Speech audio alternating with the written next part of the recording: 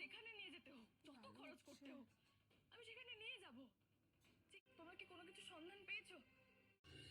আমি পরিষ্কার শুনতে পেয়েছি তোমরা সার্জারি নিয়ে কিছু একটা কথা বলছিলে, আর সেটা নাকি 2-3 দিনের মধ্যেই হওয়ার কথা।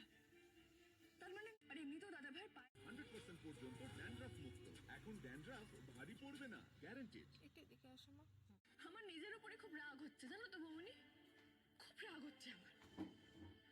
আমি এমন একটা মানুষ হয়ে গেছি যাকে আজকাল তার কাছের মানুষও বিশ্বাস করে না, কথা গোপন করে।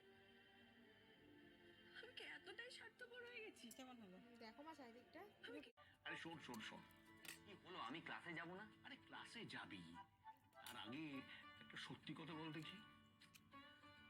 হ্যাঁ হ্যাঁ স্টার্ট। আরে কেন মানে?